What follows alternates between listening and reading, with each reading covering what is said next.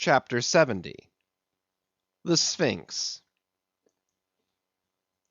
It should not have been omitted that previous to completely stripping the body of the Leviathan, he was beheaded.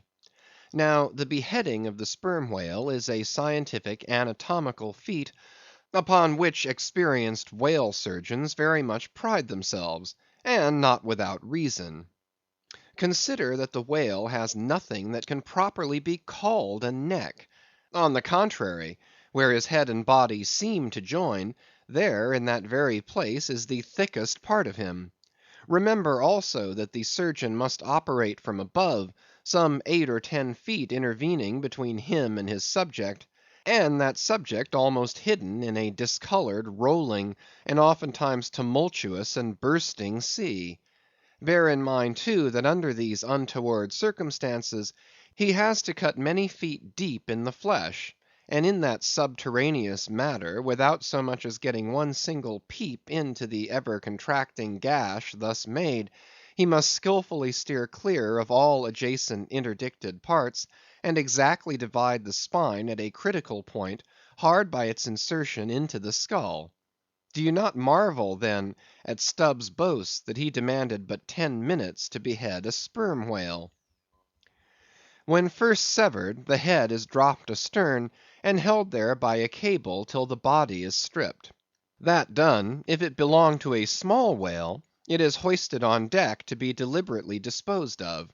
But with a full-grown Leviathan this is impossible, for the sperm whale's head embraces nearly 1/3 of his entire bulk, and completely to suspend such a burden as that, even by the immense tackles of a whaler, this were as vain a thing as to attempt weighing a Dutch barn in jeweller's scales. The Pequod's whale being decapitated and the body stripped, the head was hoisted against the ship's side, about half-way out of the sea, so that it might yet in great part be buoyed up by its native element. And there, with the strained craft steeply leaning over to it, by reason of the enormous downward drag from the lower mast-head, and every yard-arm on that side projecting like a crane over the waves, there that blood-dripping head hung to the Pequod's waist, like the giant Holofernes from the girdle of Judith. When this last task was accomplished, it was noon, and the seamen went below to their dinner. Silence reigned over the before tumultuous but now deserted deck. An intense copper calm, like a universal yellow lotus, was more and more unfolding its noiseless, measureless leaves upon the sea. A short space elapsed, and up into this noiselessness came Ahab alone from his cabin. Taking a few turns on the quarter-deck, he paused to gaze over the side.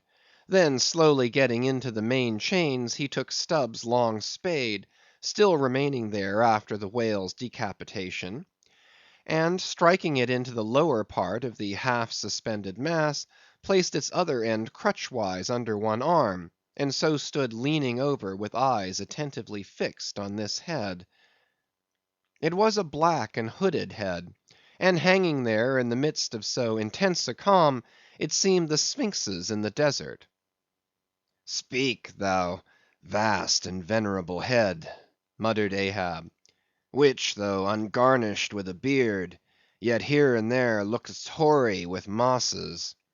Speak, mighty head, and tell us the secret thing that is in thee. Of all divers thou hast dived the deepest. That head upon which the upper sun now gleams has moved amid this world's foundations, where unrecorded names and navies rust, and untold hopes and anchors rot; where in her murderous hold this frigate earth is ballasted with bones of millions of the drowned; there in that awful waterland, there was thy most familiar home. Thou hast been where bell or diver never went; hast slept by many a sailor's side, where sleepless mothers would give their lives to lay them down.